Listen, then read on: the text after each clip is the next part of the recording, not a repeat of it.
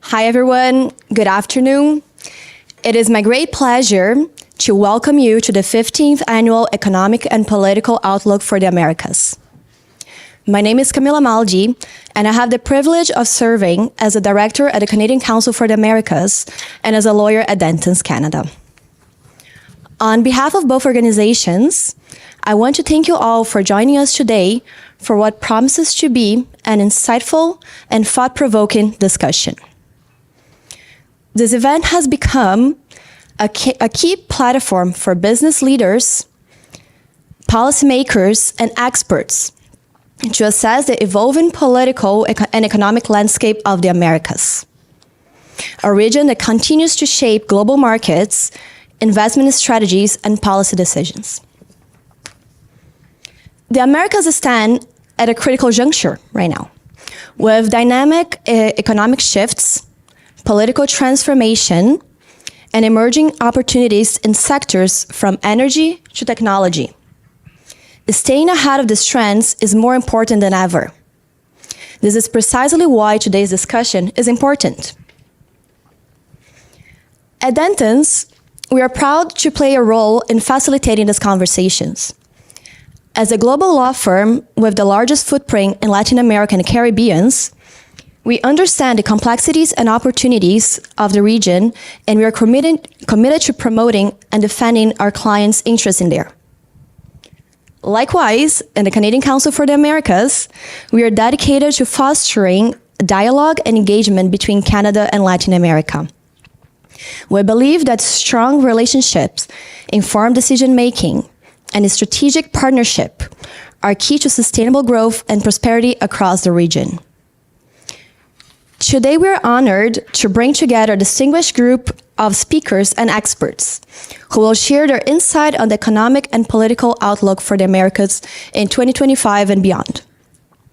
We encourage you to take full advantage of this opportunity, engage, ask questions, and connect with the fellow attendees here. And once again, thank you very much for being here. We look forward for a dynamic and fruitful discussion. Thank you.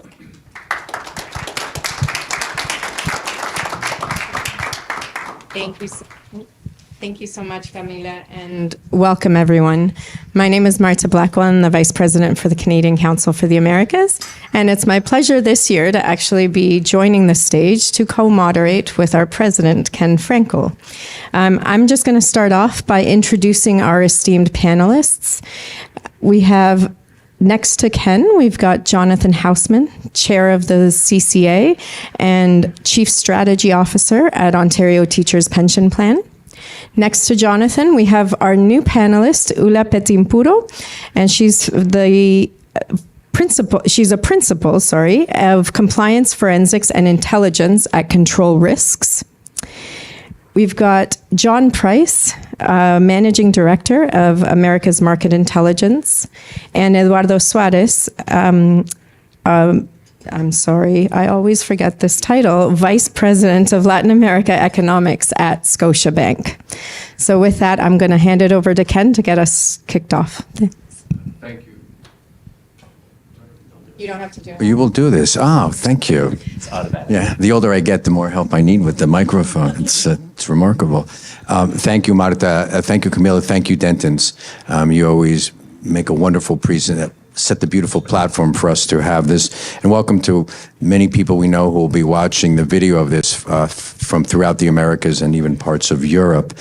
It's customary to start off this conversation every year with a review of what's gone on in the past year. A few things have gone on over the last, and I don't even think we're not actually going to go through it that way. We always traditionally as well do a country by country analysis. We're not going to quite do it that way this year either. We're trying to respond principally to the questions that we get asked often by our stakeholders, broad base of stakeholders, about what we think is going on in the hemisphere, the seismic shifts that are still going on and certainly haven't settled, and how that would affect Canada in various ways. And so we're reformatting it this way this year to try and respond to those questions and to the changes that we all know are going on around us and will continue to go on for some time. So with that, I'd like to call on Jonathan first to talk about where he thinks Latin America is situated in the world, given that the world has moved essentially to a mercantilist point of view. We're in the midst of an innovation war, if you want to use that bellicose term, and obviously extreme resource nationalism. Within those factors, Jonathan, what do you want to say about where Latin America sits? Sure. Thank you. Thank you very much. And welcome to everyone. And thank you very much for coming. So I guess the important thing is to mention that the global system is rapidly changing. So we've had conversations here at this event in the last number of years, and we took this view that within the certain assumptions that we all carried, who is going to win, who is going to lose, I actually think we need to rephrase. We need to reframe that discussion.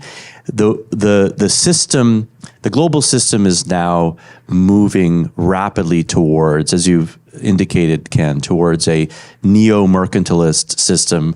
And that's a fancy way of saying might makes right, and economy comes after politics. And in that kind of world, and in a world where that is punctuated with a very large aging exclamation point called Donald Trump, it is extremely important for this region. So in that context, I'd like to make a few observations. The first is that the winners and losers are defined more now by how resilient you are in the face of that mercantilist system. So it's good news, I guess, or reasonable news for countries that are big, don't rely hugely on their external accounts, and are able to play both sides of the street effectively, the poster boy being Brazil.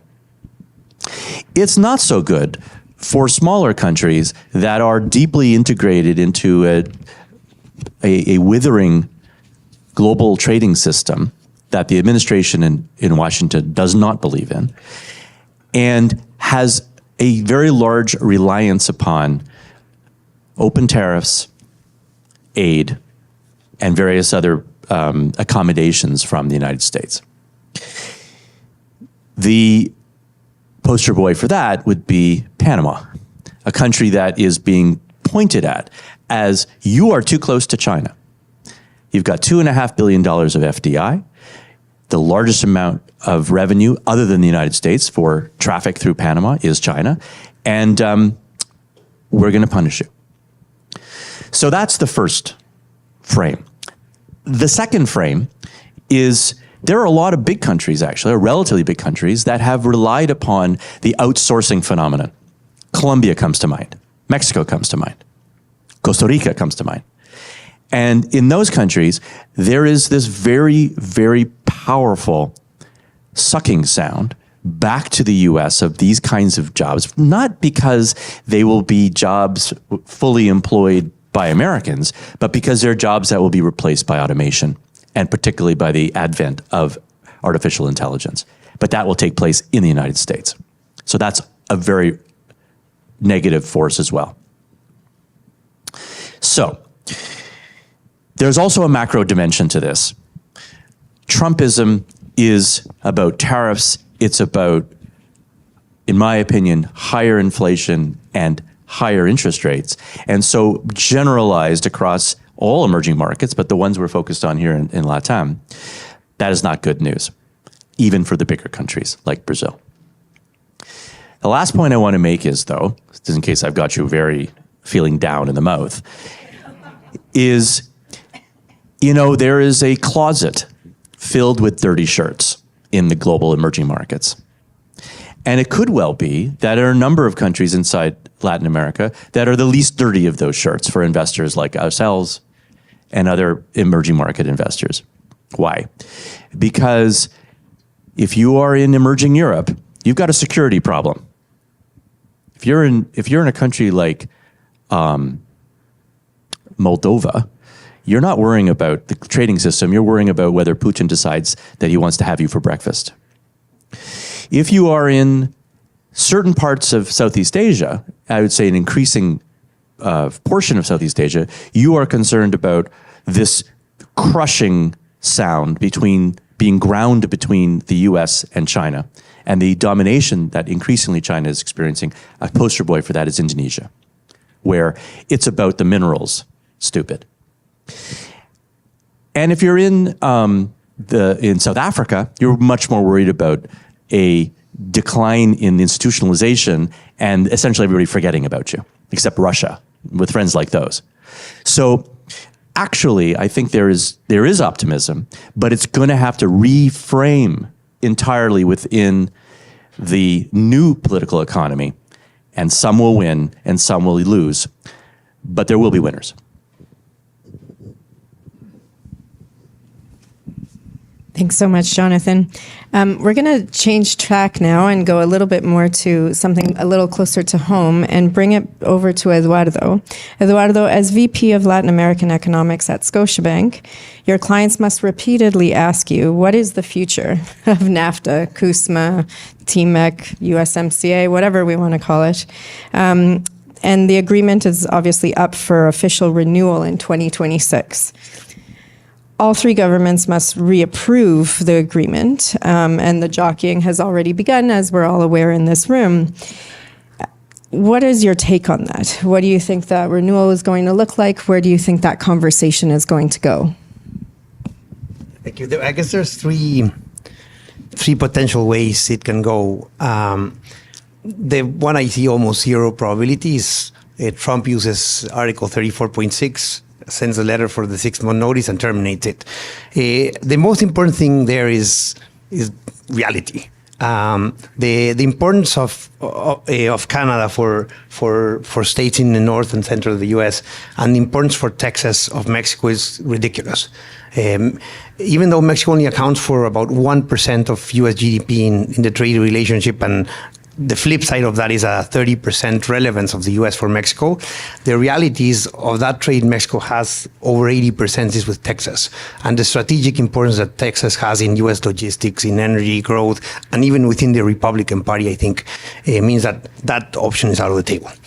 The second option is we go into a scenario where the U.S. does not re-ratify NAFTA, and then we go into a 10-year period of annual revisions. That has advantages from some certain perspectives for the U.S., but also very serious disadvantages, particularly in uncertainty. Nobody loves operating in an environment where the rules of the game change every year, and the amount of companies that are strategic for the U.S. but have huge dependency on Mexico and Canada is very relevant. The third scenario is that we have a revision is potentially going to be accelerated. I think there's a lot of changes to the agreement on the table that would reduce the impact of China's investment. No, I don't think across the board. I don't think the U.S. cares if Mexicans or Americans are buying tennis shoes or T-shirts built in China, but I think the importance of strategic sectors such as chips, telephones, and all those things will play a key role in the re-ratification. But I think ultimately the strategic importance of the North American partnership will play a key role. I think the last 2 years I was one of the negative views on Mexico and nearshoring. I tend to change hats from time to time, from going from Verma Bull, a nickname I had in Canada a few years back, then became a Doom because I was kind of the gloomy one. I think I'm once again going to the more optimistic side because I think the importance of the trajectory of the integration is key. Mexico in the year 1990, before NAFTA was signed, exported roughly the same amount of manufacturing as all of Latin America combined. Today it's 3 times the size. And that trade is over 80% with the US. So I think we're going to have a bumpy year, but the reality is nearshoring was just a nickname that a long-term process was given, and when we got too optimistic about it we're probably set for a downfall. Now that people are getting very pessimistic, we're probably going to have the opposite play out. If I can't, Can I just add one Yeah, point please to go ahead. that? There is a fourth scenario that is actually been in the works for almost a year now, and that's the Americas Act, which is a bipartisan legislative initiative designed to essentially take the boilerplate of the USMCA and add on additional countries in Latin America. And the whole premise is built on an anti-China strategy. So if the U.S. needs cheap labor, it needs cheap resources to compete with China on the global stage. So rather than breaking up USMCA, we should actually add to it. And it would be with, to Jonathan's point, it would be with politically aligned actors like the Dominican Republic and possibly Panama. There's $70 billion on the table to provide incentives around nearshoring, making sure that whatever new investments arrive work their way into the U.S. supply chain and not a Chinese supply chain. And it would be predicated upon Mexico really cleaning up the sort of many cases of dubious Chinese investment in the last 36 months that basically use falsified certificate of origin documents to make their way to comply with the minimal content rules. So there's that at play. It's obviously not being talked about right now, but I think it will gain voice if after February 1st tariffs are raised. great. I'm actually going to invite someone from our front row here. We have the pleasure of having Eric Miller with us from the Rideau Potomac Strategy Group. And we're going to actually ask him to speak a little bit to this question, particularly on the trade issues that are being brought up. And what exactly, you were in Ottawa yesterday, Eric, and you've been in DC speaking with people at USTR. So if you could sort of speak to what's happening on that file from your perspective. Of course. Good afternoon, everyone. My name's Eric Miller. So this weekend, according to the latest statements from the White House, Canada should expect and Mexico should expect to be hit with 25% across the board tariffs. And so one of the scenarios about the future of USMCA could be we live under a long-term scenario that is a total and complete violation of the spirit and the letter of the agreement. And so then it just falls apart. For its part, Canada is in the process of developing retaliation strategies, not just lists of tariffs, but other ways that it can prevail on the United States to reconsider the course of tariffs that it is pursuing.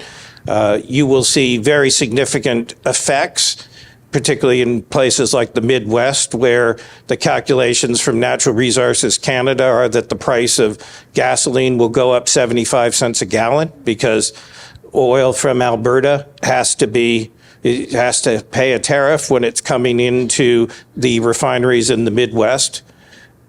Now, this is going to put great pressure on the Canada-Mexico relationship. We've seen statements from Premier Ford, Premier Smith in Alberta, and others about skepticism toward Mexico. And it may well be that we end up this year with an ending of the trilateral relationship. That is a very real possibility that has to be considered. What also you will see is that Canada is, for the first time, truly being forced to grapple with what it means to pursue trade diversification. Since the current prime minister's father talked of the third option in the early 1970s, people said, kind of like somebody who, wants to run a marathon but never actually gets on the treadmill. I should get to that. So we're going to have to get on the treadmill. We're going to have to get in shape. And I think one of the interesting possibilities is that trade between Canada and Latin America actually finds new life. Canada does have free trade agreements in the region. It has no intention of abrogating trade agreements with Peru or with Chile or with Colombia. And so the question is, how does one do it? And there's also beginning to be some thinking around how do you actually build deeper, enduring relationships? The U.S. market is not there anymore in the same way. The past that we have seen is ending. The bridge is being raised across the canyon. And so now it's about figuring out how do you build a new relationship. And Latin America, given its population size, its proximity, and a variety of other factors, should be a good destination for one to look at. Obviously, it comes down to a project-by-project basis. You'll see a lot in natural resources, but food and services trade and other things of that nature are going to be really important. So if I have to offer one hopeful possibility is that, well, the old model, which has made Canada a prosperous country, may be going away to some extent. There'll still be lots of trade with the U.S. regardless. The promise of trade between Canada and Latin America may have to be realized because there's no choice. And when we're here next year, Ken, I hope you have double the room space because there'll be that many more people engaged in the region.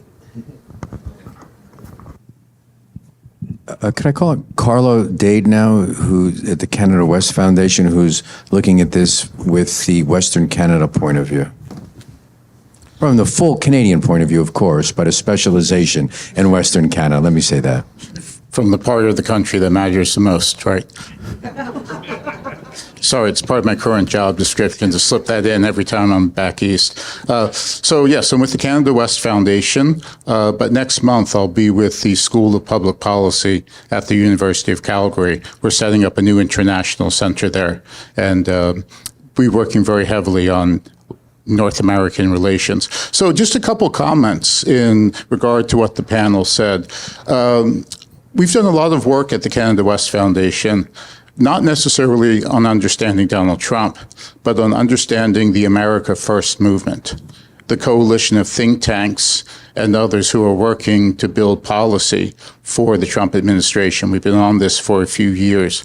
I would just note, when thinking about Donald Trump, there's also a need to factor in what he didn't have last time, a coalition that had done work and has worked to support his campaign in more visible ways that were present last time and have expectations for what the administration will deliver. So you have folks with more visible claims, especially on the front of tariffs. One of the reasons we didn't see the announcement on the day of the inauguration was this group is still fighting amongst itself in Washington over what of the 4 or 5 different variants of tariff policy should come out. So expect to see a lot more of this infighting. With the first Trump administration, we started with Wilbur Ross running trade policy and then wound up with Lighthizer. So we're going to be in for a period of, I think, high uncertainty with the administration because of this new dynamic coming in. The second thing about that point is we don't understand their framework and philosophy for thinking about economics. It's not the same language we use. It's not the same thinking that we use. We know that it's different, but you look at the discourse we use to engage the Americans, we don't have the contacts with the America First movement to really understand this different thinking and framework. We have a bit from Lighthizer, but it goes deeper and further. There's a retooling of economic theory on the new right in the U.S., and that's really going to impact us on Canada. So until we get our minds around that, we're going to continue, I think, to struggle. The last point on the CUSMA, TMEC, USMCA, there's a question as to the real value of the agreement for Canada. The agreement was supposed to give certainty for trade. And obviously, the USTR created a new category, a modeling component for the economic modeling of the benefits of CUSMA, and that category was certainty for digital trade. Well, we've seen what's happened to certainty and projections of certainty under an agreement that the Americans have overturned twice and are threatening to do again. So the last point is new modeling of the agreement and an analysis that we've done of a line item by line item analysis of the move from CUSMA to WTO tariffs really undercuts the argument of the benefit of the agreement for Canadians. So I think as we get more of an understanding of the value of CUSMA, we may have a reappraisal as to whether or not we can live without it. And the data seems to show clearly that we can. The loss of the certainty that the agreement gave us shows that we, as you said, may have no choice and be forced to look elsewhere. That modeling work is available. It was done 7 years ago by Dan Chiriak. The new line item by line item analysis that we've done in Canada West will be done whenever I stop traveling to Toronto. Thank you, Carlo. Let's pivot, as it were. There's more to be said, and there will be time for questions, and I'm sure this will generate a lot of questions. I know Solange is in the audience. We definitely will want to call on Solange for her point of view on this, given her expertise in Mexico, Mexican foreign policy. So we will come back for that and include you in that. John, let's Trump is one of the elephants in the room. It's not even an elephant anymore. And China, we've talked about China. And you've spent a lot of time at your firm looking at Chinese economic activities in the region. Could you talk a little bit about how deeply entrenched China is and where do you think are going to be the key drivers on U.S. foreign policy vis-a-vis China? And if I can add something on top of that, how should Canadians be thinking about that, given their own interests and their own abilities? Great. Well, we're all aware, I mean, we've discussed it today, and certainly if you've listened to remarks by Secretary of State Marco Rubio or even Trump during the campaign, U.S. foreign policy will forever be defined going forward as a, containment of China, if not pushing them back further.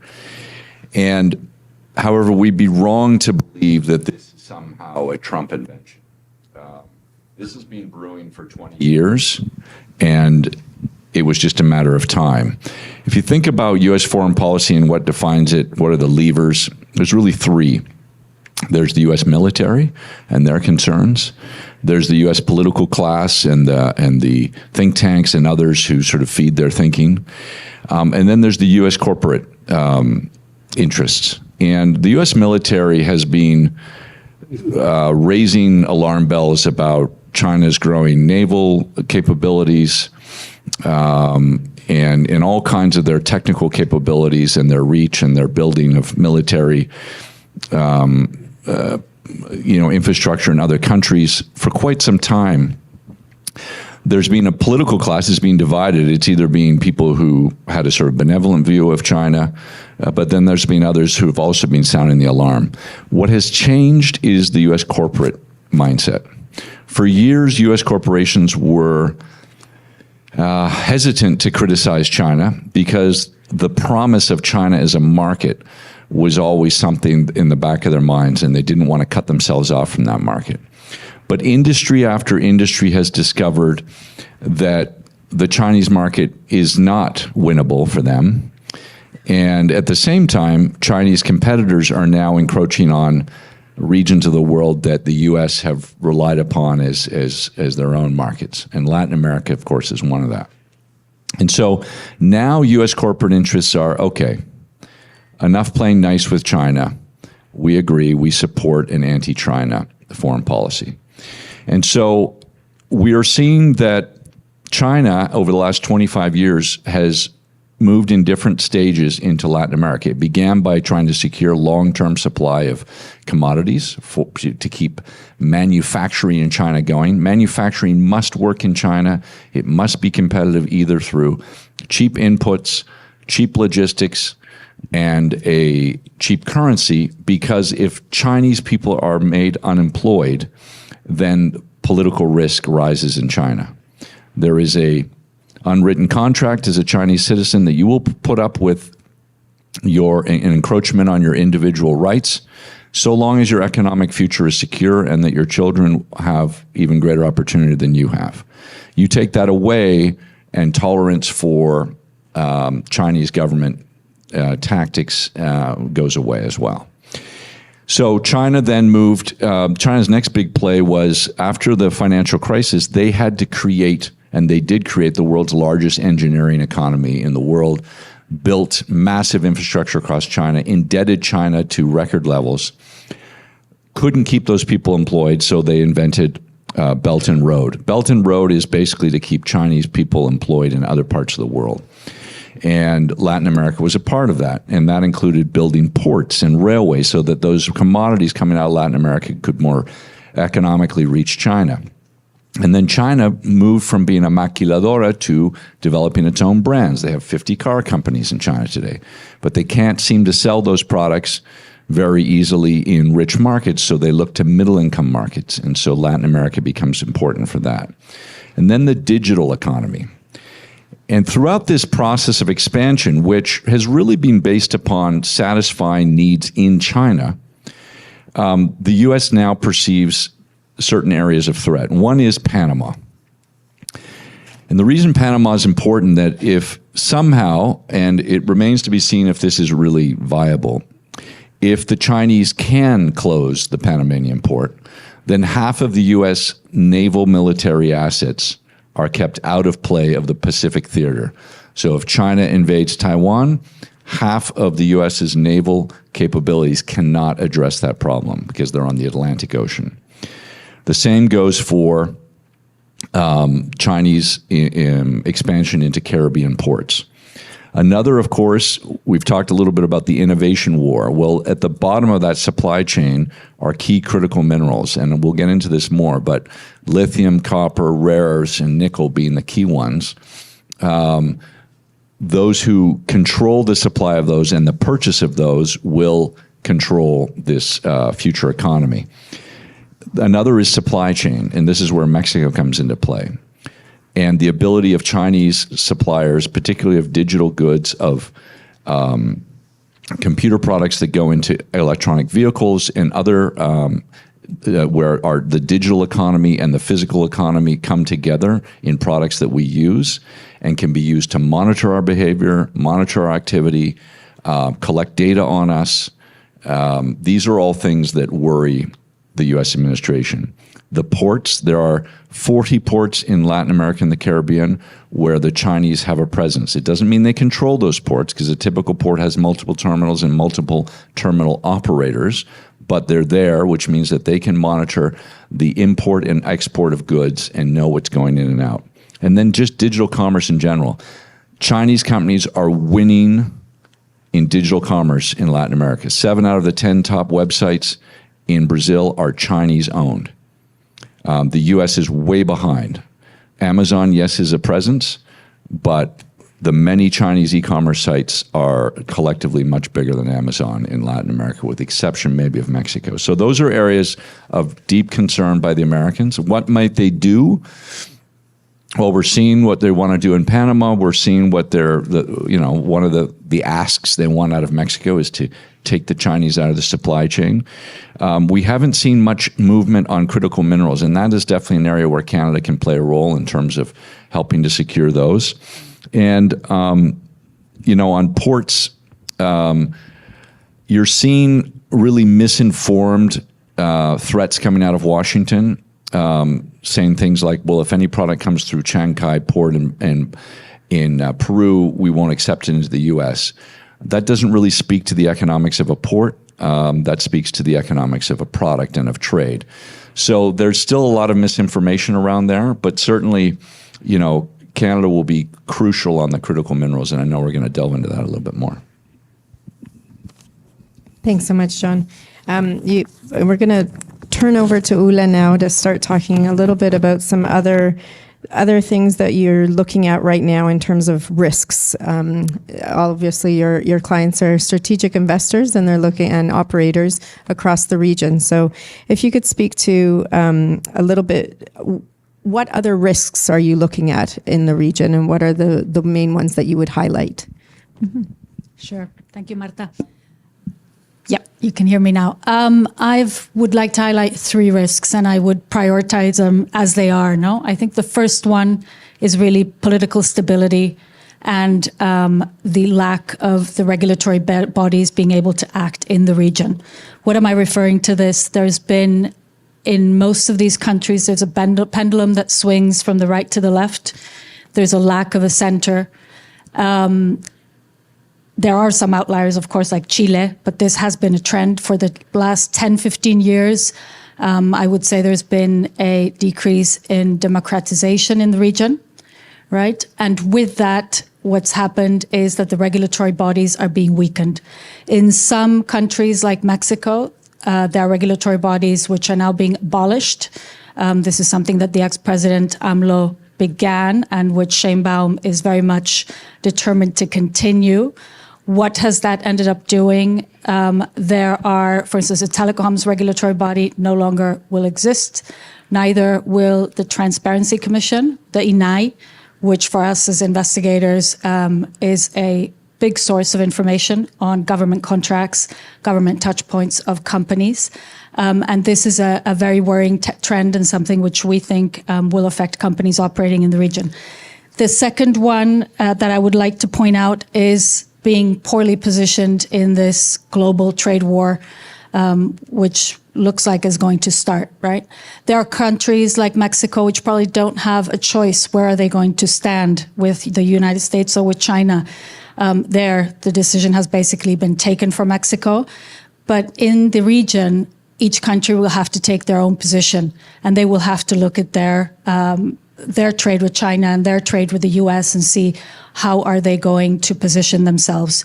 We also have to realize the timing of this trade war is very, very critical. Most of these countries are still recuperating from the COVID pandemic. And combined with the first risk that I just highlighted, the fragility of many of these countries make the timing of the trade war very, very worrying. Last, the third risk I would like to highlight is security. It's an old one, but there have been new developments in the last years. Many of the organized criminal groups that operate in the region have internationalized. They're more sophisticated, they're better organized, and they do present a large risk to the companies that operate in the region. We'll speak about this more a little bit later, but I would just like to bring to you one data point, which I found very interesting. Latin America has about 10% of the world population. However, it holds 40 of the 50 cities with the highest homicide rates in the world. And about half of those homicides are related to organized criminal group activity. So how's everybody feeling? Exactly, sorry. Did anybody want to add so far to anything that's been said before we move on down south a bit? You want to go ahead, Edward, jump in. There's been a lot of discussion of how the U.S. has been essentially the underwriter of global trade. Its ships patrol the oceans, and they provide the funding for the organizations that keep global trade funding flowing, etc. I think there's another element here. The importance the U.S. has played in underpinning the functioning of the global financial sector. It is by far the largest contributor to organizations such as the IMF. That means that for the better part of the last 30 years, we had a change in how global finance worked. Before the Brady bonds were issued in the 90s, you did not have such a thing as emerging market bonds. That backstop the IMF provided, along with the globalization of trade, provided a growth in activity in the emerging world. The US pulled out of the World Health Organization a few days ago. One question which we have to think as a risk is that the last organization the US pulls the funding for, or are there more coming? Is the US going to continue to fund the IMF and the World Bank as backstops for global risk pricing? If that's not the case, then the pricing of global interest rates is going to change. You will no longer have the assumption of a 40% loss given default. And that means you have a whole repricing of how interest rates around the planet work and how the hurdle rate of every investment works. In that regard, I will also put on my my happy hat, because I think one of the things that has changed in some countries in Latin America is that with the introduction of fully funded pension system, which essentially are captive investors, you do have an important risk mitigant in many of the countries in the region, which should help buffer the shock to the region compared to many other parts of the world. Thank you. So, did you want to start? Okay, let's move to Brazil. We're moving to Brazil? Yeah. Well, we've foreclosed a number of countries already. I don't even know. We just got to keep going down. Well, I'll stop in Colombia myself, but Jonathan, Brazil posted a 3%, I think, growth last year. The real was, however, one of the worst performing currencies. What's going on in the mind of investors in Brazil? What's your view? Well, I think you asked the question precisely correctly. What's going on in the minds of Brazilian investors? Because I think that's very different than what's going on to the mind of North American investors. And I think that's the nub of the question. So despite the fact that the standards for fiscal probity have dropped rather dramatically, if you look at the US, Canada, the UK, there's not much gap really between the fiscal management in any of these developed countries and Brazil.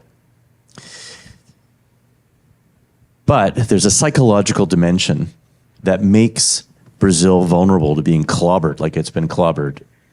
But it's been clobbered mainly by Brazilians.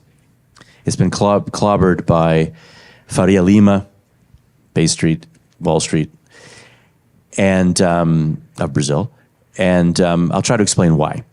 So if you look objectively at the fiscal management, you look at the monetary management in Brazil, it is bad, but it's not very bad.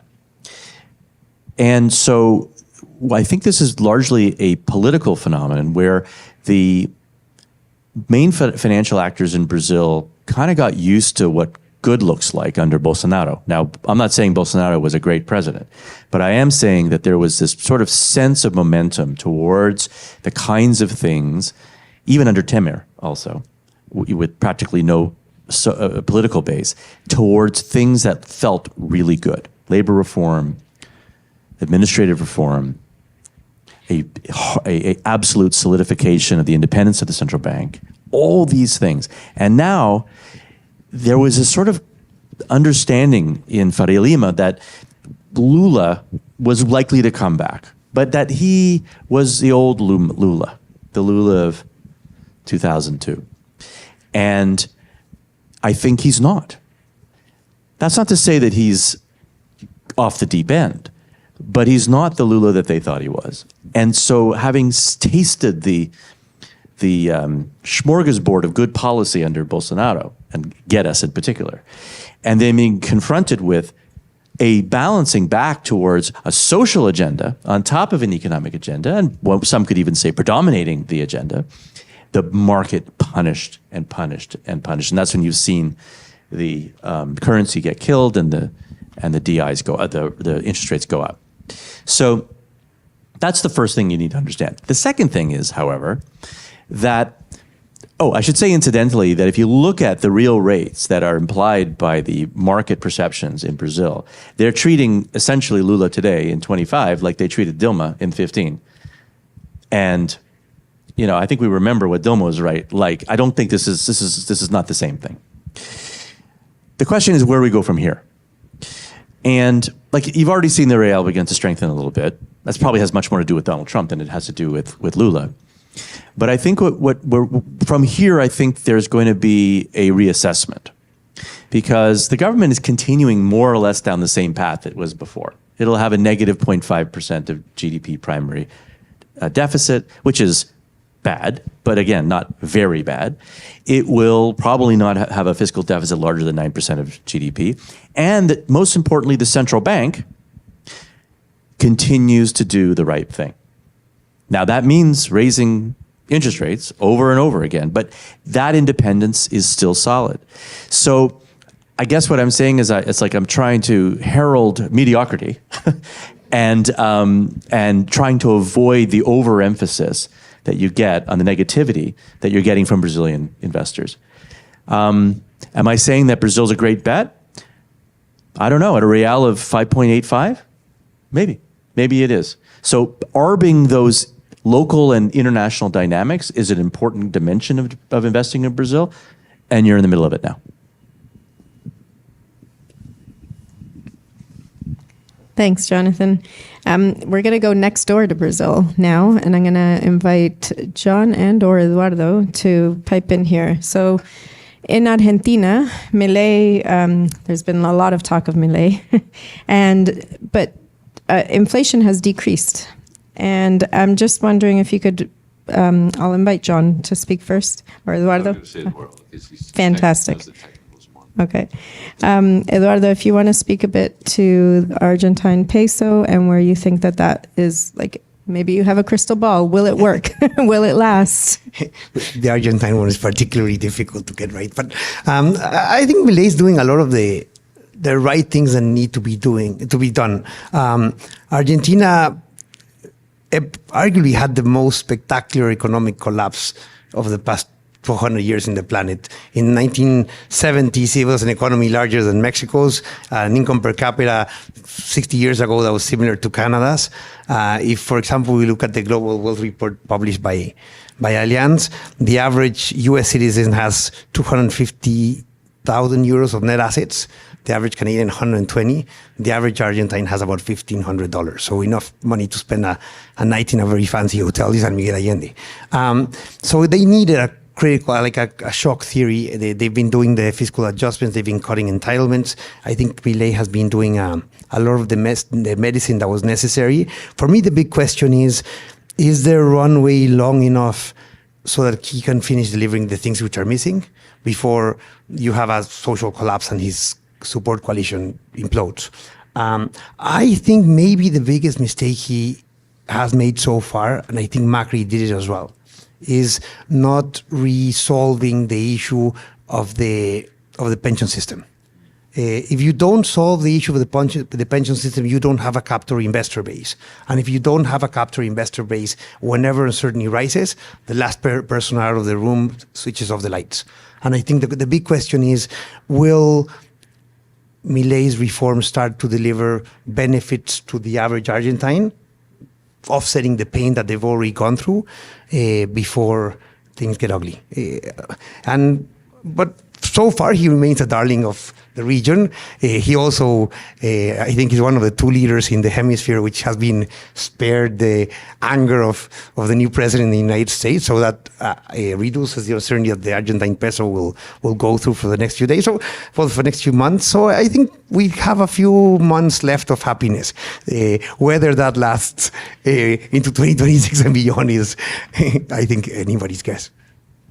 Yeah, just briefly to add, everyone should be on the lookout for when will Argentina really liberate the last of the currency controls, because when that happens, and they'll have to do it in a way that ushers in money into the country without necessarily opening the door for personal monies going out.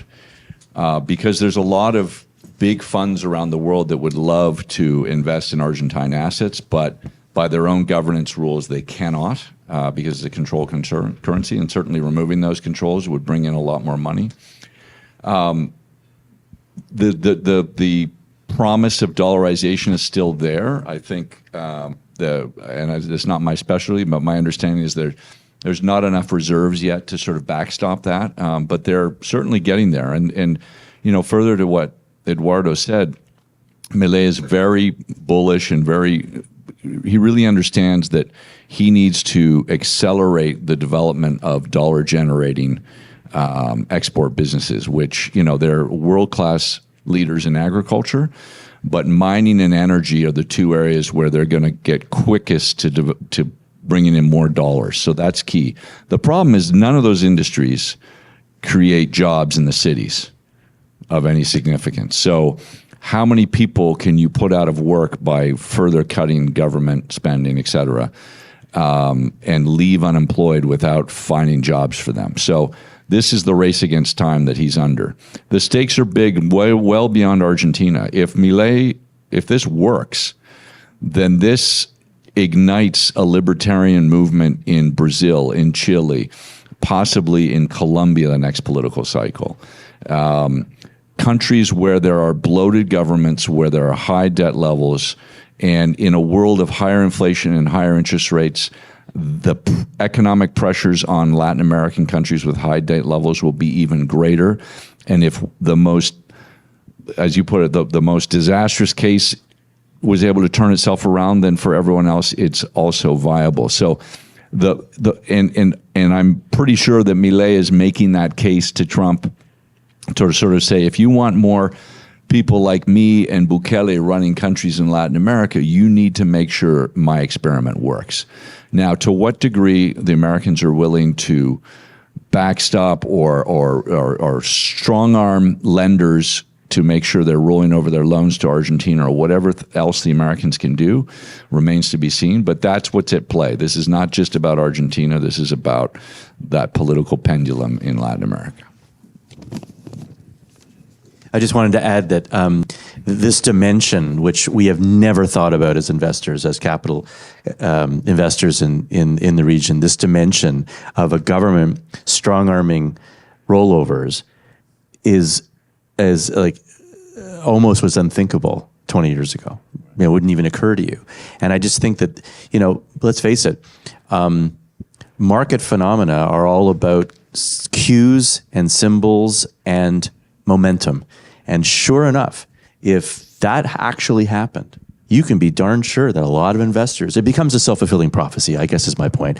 A lot of investors say, hey, and that will cement this mercantilism like that in the region. You make a very good point. Thank you. Ula, I want to come back to you. You talked a little bit about the increasing risks, amongst others, but with organized crime. There are there's many questions to have around this, but one of them is maybe you have some concrete examples of how that is affecting your clients. And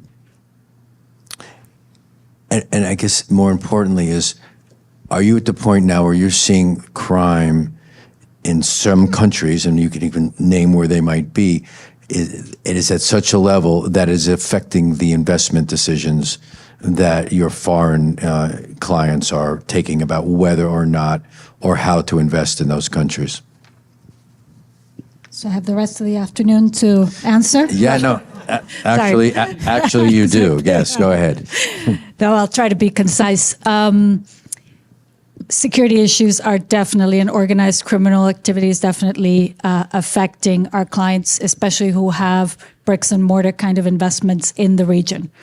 I would divide, if we look at the problematics that our clients come to us and asking for help for, into three buckets. First of all, it's infiltration of the workforce by members of organized criminal groups, or, if you look at places like Mexico, most workers in some of these towns, if they don't know somebody in organized crime, maybe it's their brother, maybe it's their cousin, etc.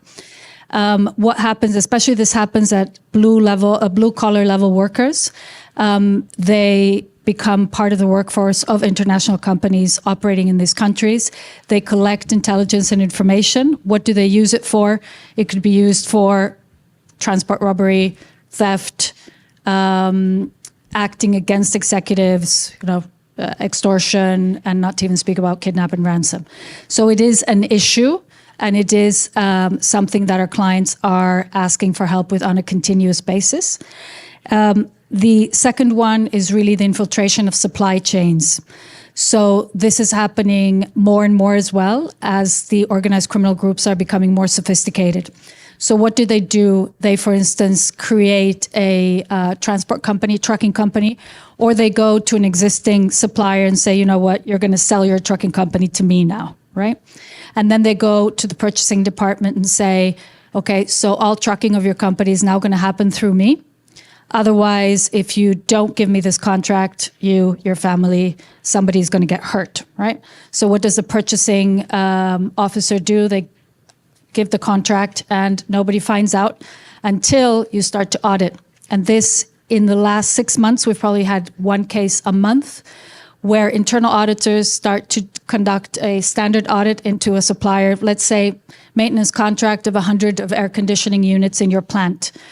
They start to do what auditors do, and then suddenly they get a telephone call, they get an email, they're stopped on the road when they leave the company in the evening, and they're told, stop looking into vendor X, okay? Otherwise, again, somebody's gonna be hurt. What do? Right? You can't just bend and say, okay, we're not going to look at this and we're just going to let it go. And that's when they find out that actually their supply chain has been infiltrated. And thirdly, payment of protection money to organized criminal groups. In Mexico, it's called cobro de piso. Ecuador, they call it the vacuna. So you get the vaccine. And this is something which in certain industries, in certain areas, for instance, if you look at mining, happens almost without a doubt. This, of course, with Trump's presidential decree of saying that many of these cartels and many of these organized criminal groups will now be identified as terrorist organizations. Of course, companies have to be very concerned that they will not be accused of financing these terrorist organizations, right?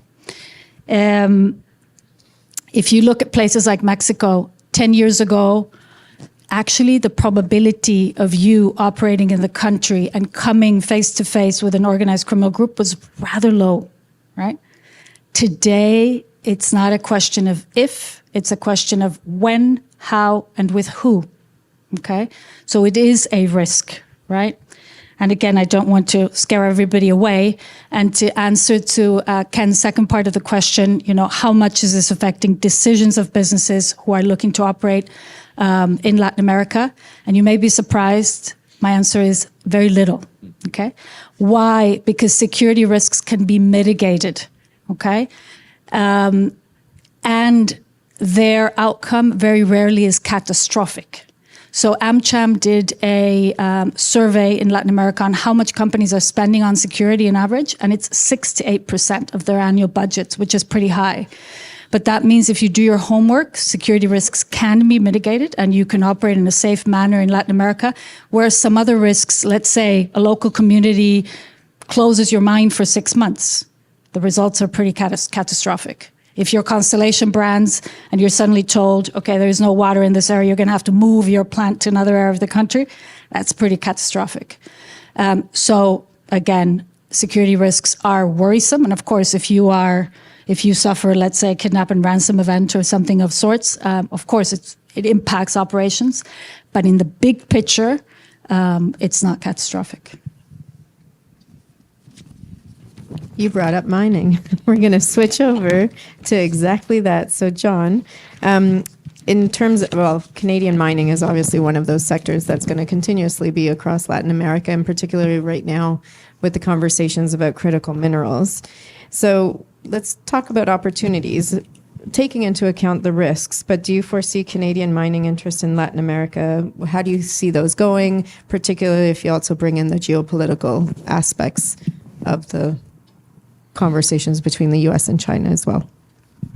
Well, I think, Canadian miners and satisfying their shareholders, the geopolitics of critical minerals has not, it might have been a nice story in terms of, okay, demand is going to be strong for copper, demand is going to be strong for lithium, rare earths for nickel, and therefore if we're mining those, that looks good and that helps our share price.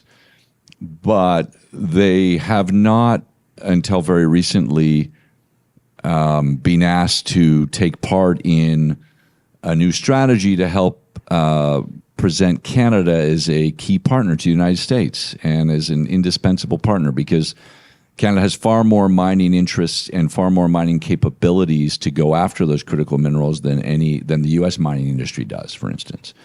That said, the Canadians are not as strong in critical minerals as they are in other minerals, and perhaps with the exception of nickel and to some degree copper, but they're not as strong, they're not as dominant in lithium, they're not as dominant in rare earths as they are in other minerals. My understanding from talking to leading lawyers here in Toronto is they're a little bit a little bit depressed about the fact that in their eyes, Canadian mining, as in terms of its leadership, in terms of Canadian capital markets' ability to attract mining investments, is not as predominant as it was 10 years ago. It has slipped. But at the end of the day, with the new geopolitical strategy being, let's show the Americans that we can really help them push China out of supply chains, particularly in this innovation war, and make sure that we can secure those critical minerals.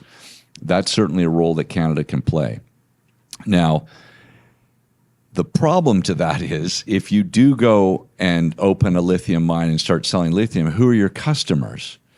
Well, the majority of your customers are going to be Chinese.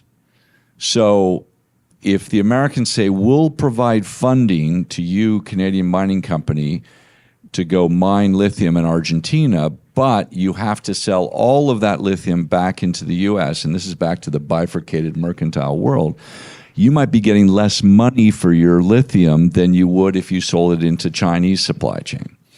And so that calculation is going on right now in the minds and in the leadership of mining companies to say, how are we going to make this work? Because mining was the ultimate, along with energy, the ultimate fungible commodity that you could sell anywhere. And so this is a challenge to Canadian mining, but I think that whoever leads Ottawa when this comes up, when this bubbles up as an issue in Washington, would be smart to work closely with Canadian mining companies and press that case that Canada can help the U.S.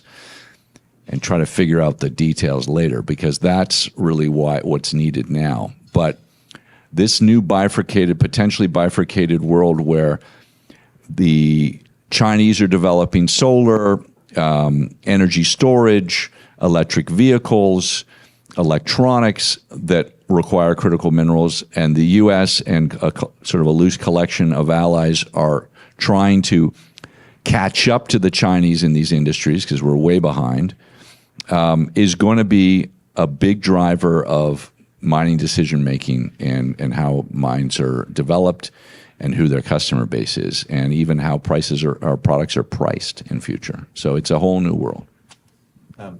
If I could just add one dimension to this, which adds even more complication, and that is the Chinese government, of course, is entirely aware of this potential for there to be a U.S. supply chain that becomes more robust and not so reliant upon itself.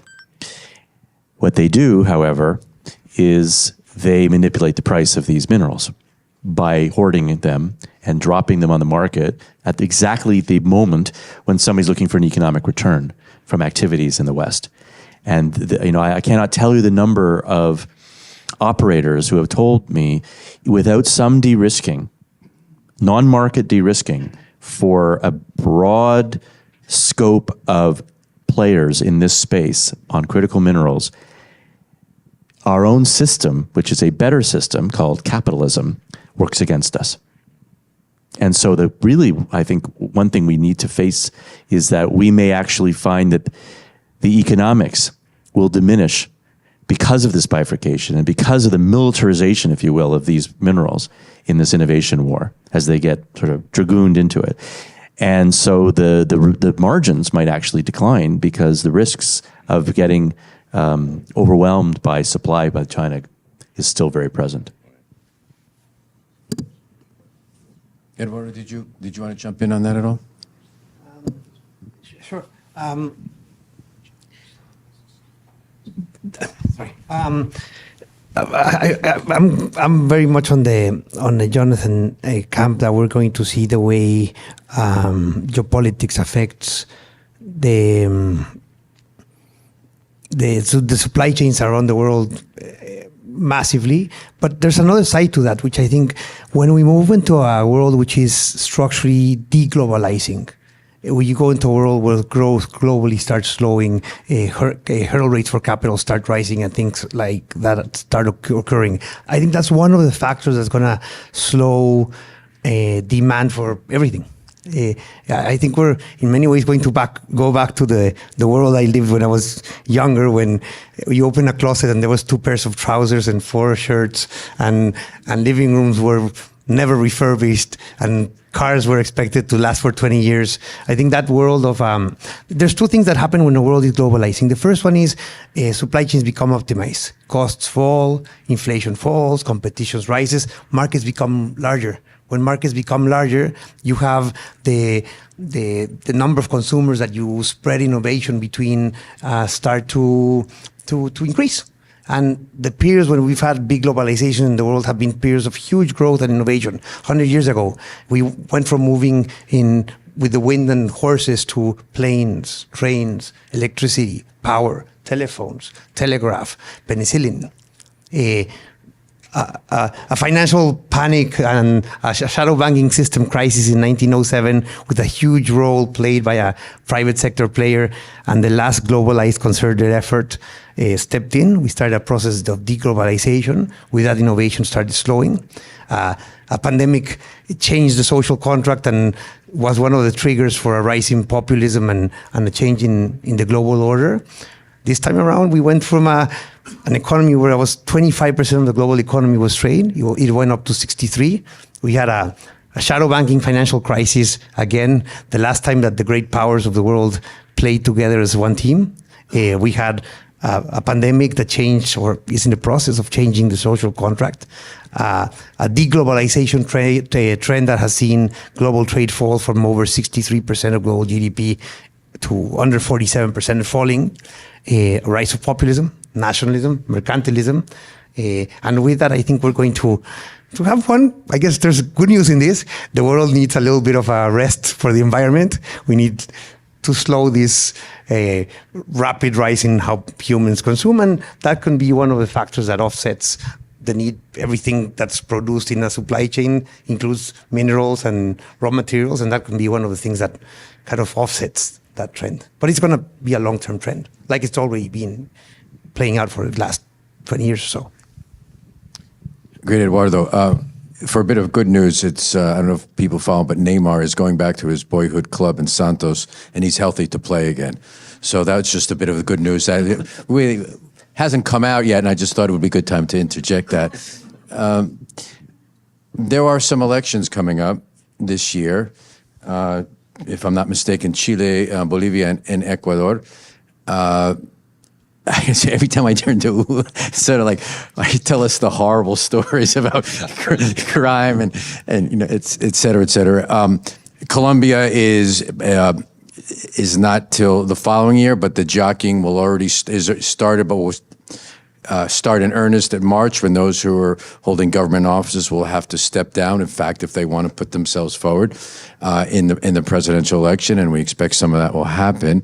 And we actually haven't touched upon here, and I suppose we could in the question-answer period, the contretemps between the president of Colombia and the president of the United States. I guess that's fair game for a question, but I'm not going to ask that question now. Well, I'm going to ask, in those countries that have elections, the saturation of organized crime, cartel crime, whatever word we want to use, is of varying levels, but it's in all of them. Do you want to talk a little bit about how you think that might play out in each of those countries during the course of the election? Sure. I think in all 3 countries, security is really on the agenda. As it's been in recent elections on the entire continent. No, people are tired of insecurity, and people want governments who come with solutions. Right? What's happened is, specifically in those 3 countries, security has deteriorated significantly. If you look at Chile, again, I come back to homicide rates. They've doubled in the last 10 years. If you still compare them with the rest of Latin America, doesn't look that bad. But if you compare Chile with Chile, there's certainly a deterioration. Ecuador has gone through, being a relatively safe country to a very, very complex situation currently. And what's affected all these countries is, and I'm very sad to say this because I feel I'm Mexican at heart, even if I'm Finnish by birth, the Mexican cartels are the most sophisticated on the continent. And the two most powerful cartels, Sinaloa and the Cartel de Jalisco Nueva Generación, which is from the state of Jalisco, they have realized that internationalization is the way. Diversification of their activities is the way. So what have they done? They've gone to Ecuador, for instance, where they fight for manufacturing of cocaine, in neighboring Bolivia as well, controlling the warehouses, controlling access to the Panama Canal, controlling access to ports. They launder money through the poorly controlled banking system. The local Ecuadorian cartels are also into illegal mining of gold, which of course is great if you're a cartel and you're looking to launder money. So they have allied and partnered with the cartels or the local gangs, let's put it that way, down there. There's also a new player, relatively new player, which is Tren de Aragua, which also makes the list of Trump. So it's a organized criminal group which was born in the Venezuelan jail. They have now antennas almost everywhere on the continent. They have a very different way of operating, but they ally with local smaller gangs. Some call them like consultants of crime because they go in, they give the local gangs intelligence, they help them train, etc. They do this consulting work, and in exchange, they're allowed to operate in their territory. There's been Tren de Aragua individuals as well arrested in the U.S. lately, so they are everywhere, including Chile. And that's one of the reasons why Chile has such an issue with security. For instance, from our point of view as Control Risk, Chile is a place where one of the few places that we were never doing kidnap and ransom exercises, right? Because it was not an issue. Today, we have more and more clients who are approaching us to train the individuals that are working in Chile. We had a recent case with a gold mine in Chile, 4 trucks, Suburbans turned up with heavily armed individuals, and they conducted a theft of the gold, right? This was in a remote area where it took days even for some officials to turn up. But these are incidents that didn't happen even 5 years ago. It is a very changing landscape. And again, coming back to your question, this is the reason why security is so high on the list of priorities for contenders in the upcoming elections in each of these countries. Can I just add something about Bolivia, which I think of the 3 elections is probably the most surprising in terms of how it's where the polling's going.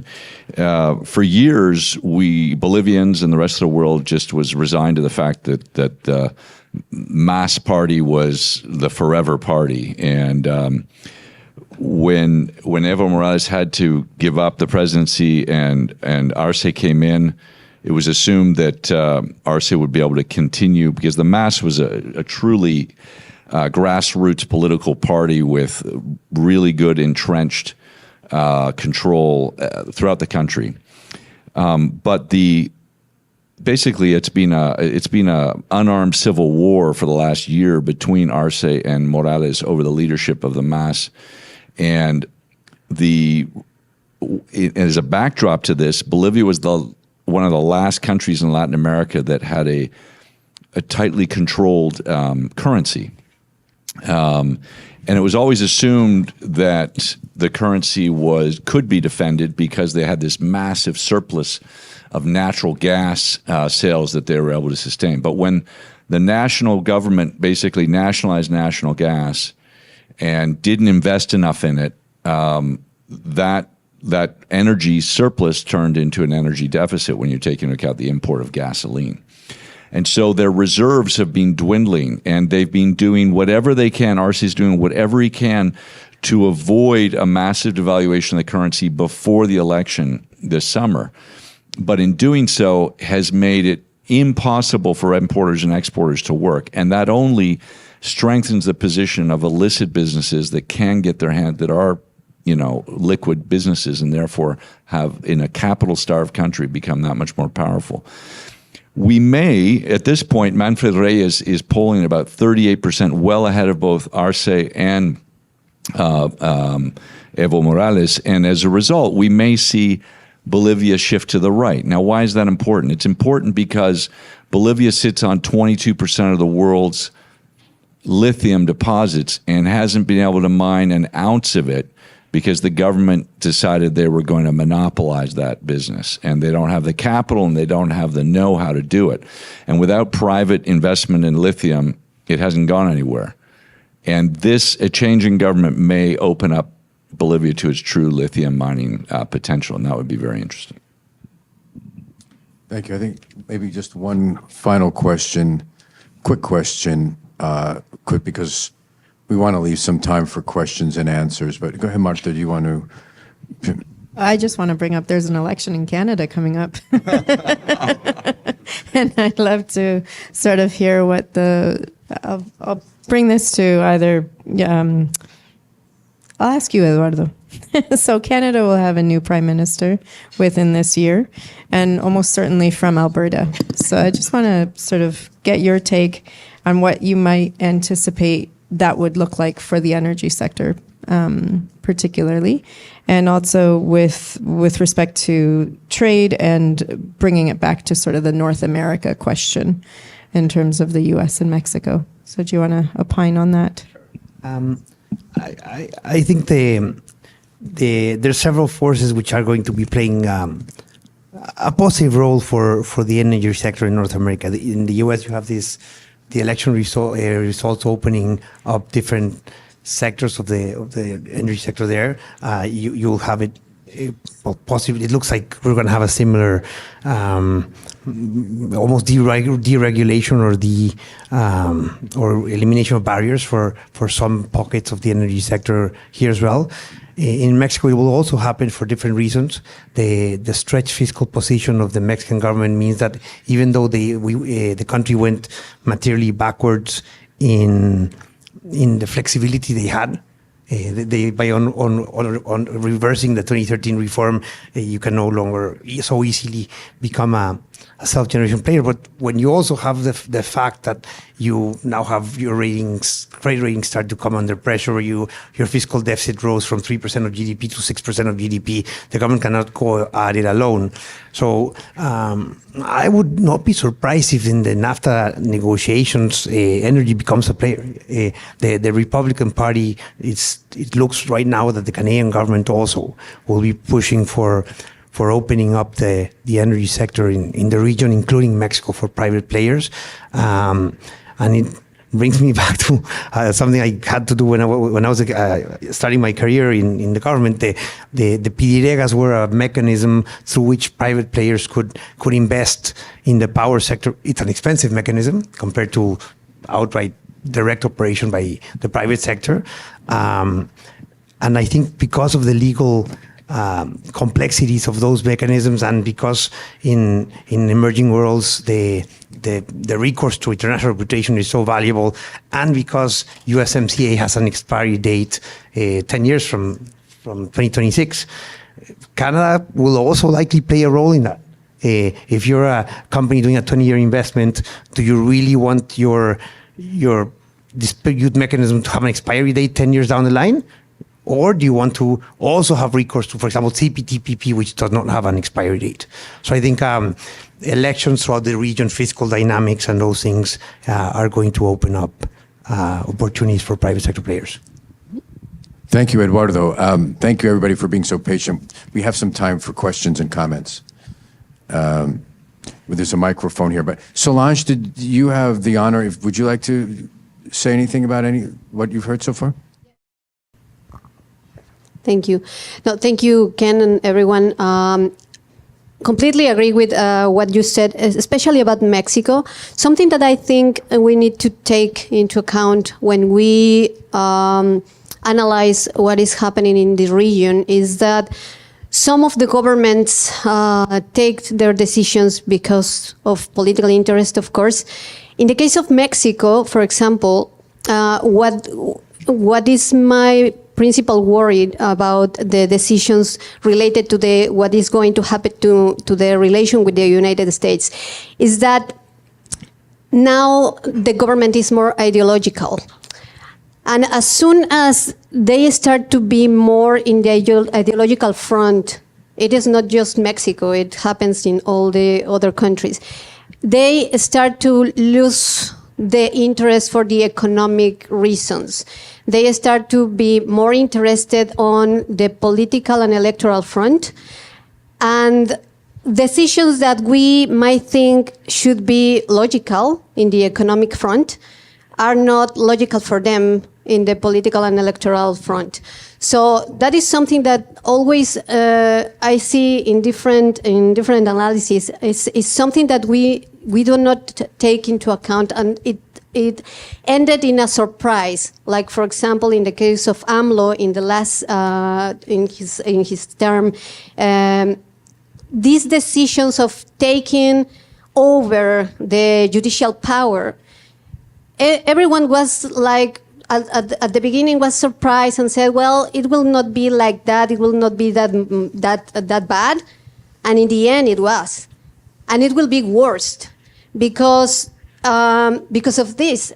They are not interested on creating an environment that attracts investment, if that can affect them in the electoral and political front. So that is my only thing. Thank you, everyone. And thank you, Ken and Marta. Thank you. I closed my eyes for a second, and I imagined I was back in Colombia with that conversation about ideology over economic decisions. Carla, you have your hand up. Did you want to say something, John? Okay. I just wanted to answer to Solange. I think I fully agree with you. I think the constitutional reform where Mexico is going, including the judicial reform, is frightening from a business point of view. There is hope, maybe, because most of those reforms are against the USMCA. They are in breach of. And the hope of many operating in Mexico is that that renegotiation will lift those to the table and say, okay, you're going to have to choose. No? And they may have to backtrack on some of them. I'm not saying they will be erased, but that's the hope. Carla. And then Andrew, I saw you have your hand up as well. So on the energy front, in Western Canada, we're starting to see risk as much or more so than opportunities in what Trump's doing in the U.S. We've been selling this hard with the Americans, most deeply involved in talking to them on the energy front, including Premier Smith directly with Donald Trump. They're not buying the economic arguments, the win-win economic arguments. They're also not buying the North America fighting China, energy North America arguments.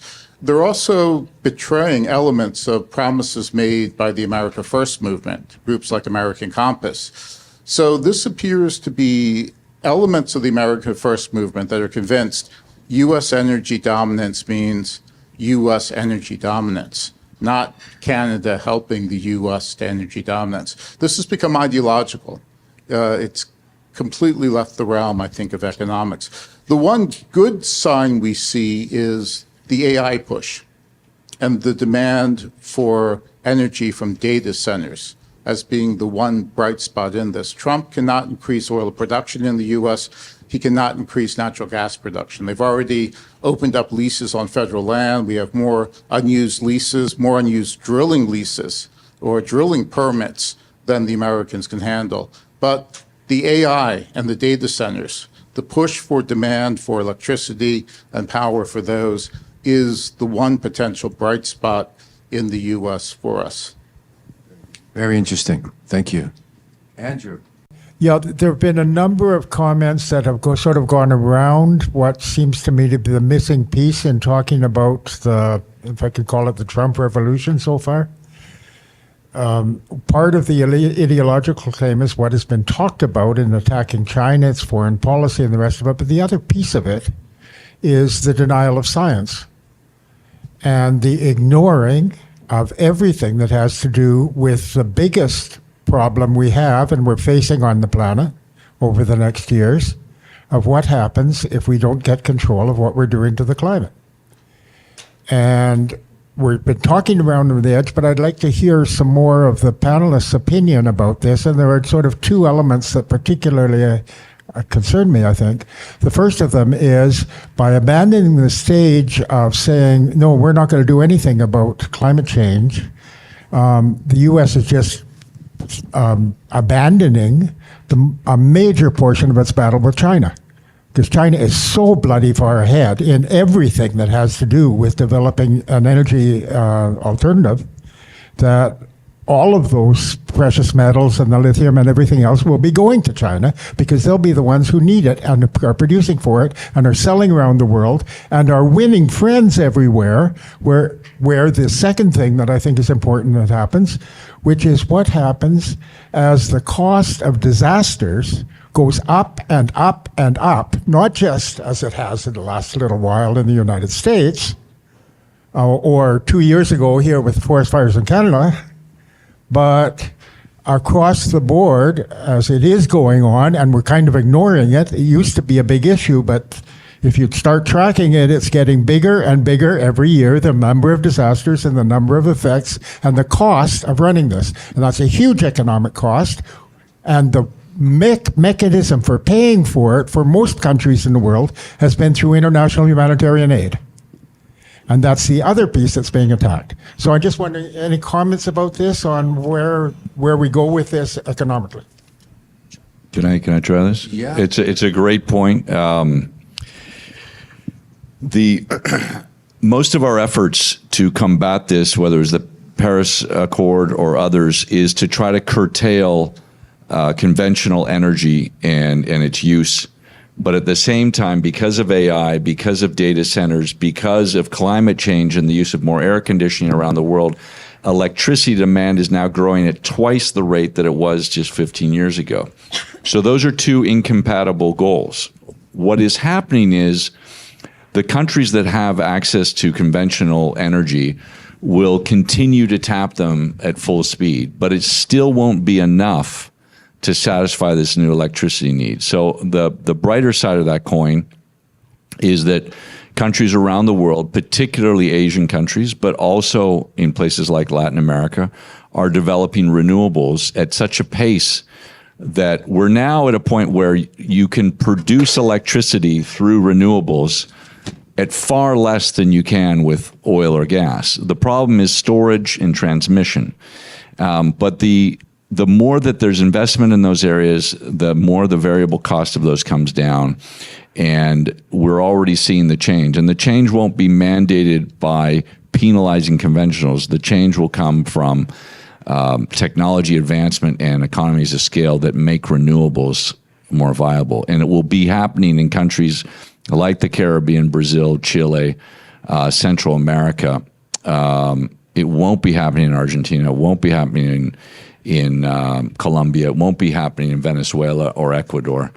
But it will be happening in those countries that do not have an abundance of.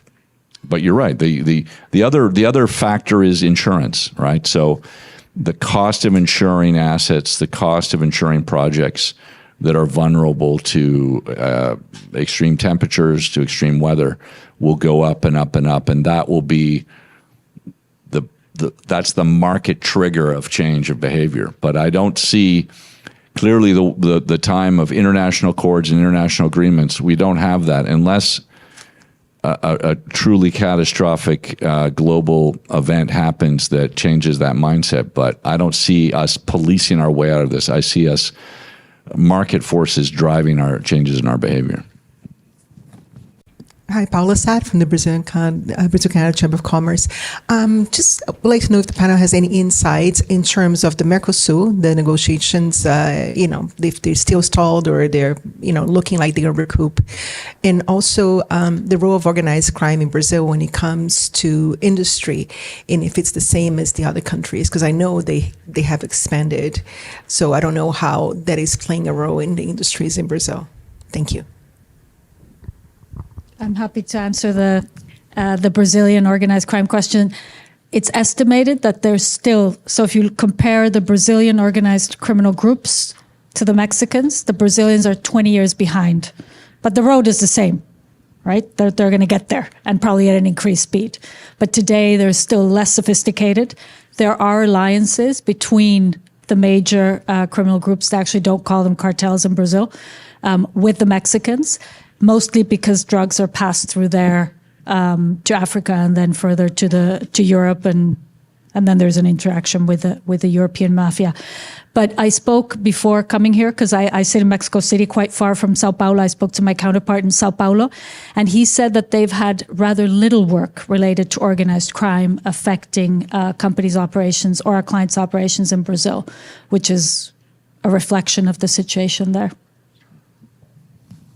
I think we're at our limit. I know you had another question on Mercosur, but just to have somebody else ask a question. I had this hand first, but if it's really quick and a quick answer, then I'll try and accommodate the question here as well. Go ahead, Robert. Interested in people's thoughts on the 51st state, Greenland, Panama, commentary coming out of the U.S. Is there like a regional imperialist worldview underlying that, or is it just random eye poking? Yes. Next question. Maybe I can quickly try to address that. I think this is real. I think there's different shades of real. The Greenland thing is super real.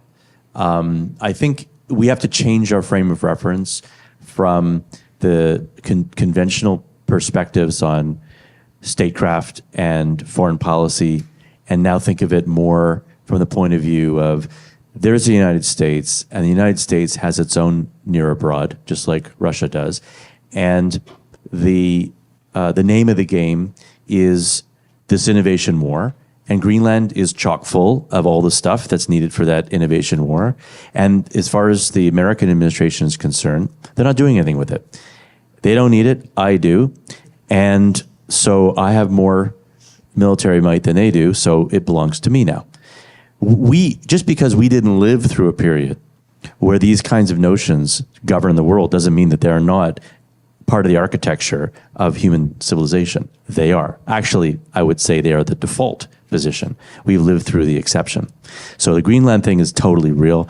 I think in Canada, it is less about that and more about another preoccupation of this administration, which, by the way, was a preoccupation the last time, but I believe my colleague mentioned that they didn't have their stuff together to start thinking about it more systematically. It was a little bit improvised and extemporaneous. It's not extemporaneous, and it's not at all improvised today. On Canada, it is about a preoccupation about how much does the United States actually have control over key elements of its economy. They've outsourced a lot. They don't feel like they are fully secure in the face of the challenge from China, fully secure, and I think COVID had a big part of it. I think the United States looked around and said, what do you mean we can't get Tylenol? What do you mean we can't get PPE? And it has triggered a very important imperative that we are going to resource into the United States the things that we need to be a proper nation. And I think that's where the tariffs are being used. I'll give you one last thought. Steve Feinberg from Cerberus has just been made this number 2 at the Defense Department. Steve Feinberg, his whole work on Trump number 1 was all about this question of what have we outsourced and what do we need to take back? He even developed a whole fund about it. So this is what's going on. It is as real is. Just a little side note. The last country that thought seriously about annexing Greenland was Canada. 1917 under Prime Minister Borden. The Commonwealth countries came together in anticipation of the end of the war and in anticipation of the Versailles Treaty and said, what can we grab now?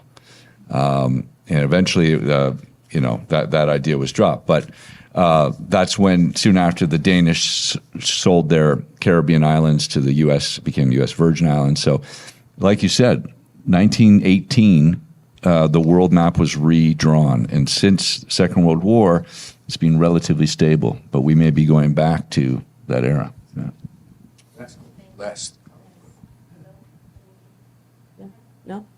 Hello? Yes? Okay, hi. Hi, my name is Cynthia Ortiz. I work in the government of Ontario, for the government of Ontario. I help Ontario companies to expand to Latin America. I'm the area director for Latin America.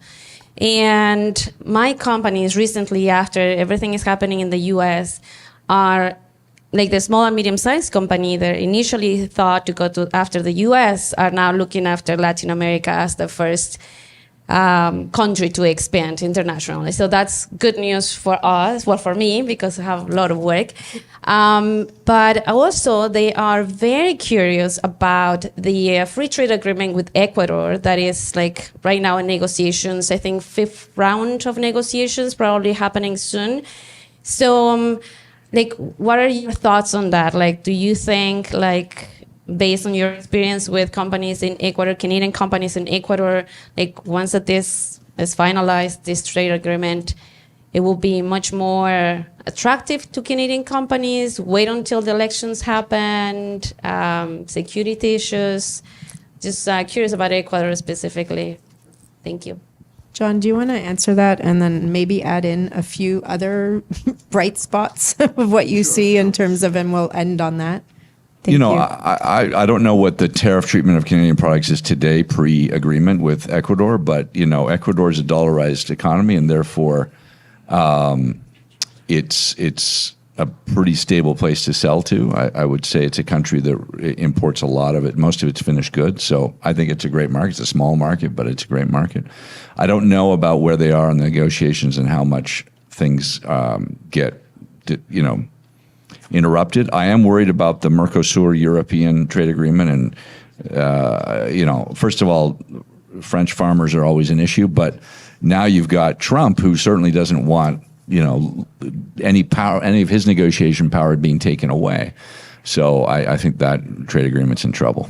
In terms of electricity demand, we talked about is really exciting. Healthcare, Latin America has a 10% growth in healthcare for the next 40 years. If you sell equipment, technology into the healthcare space, it will be a great market. It's the fastest aging population in the world.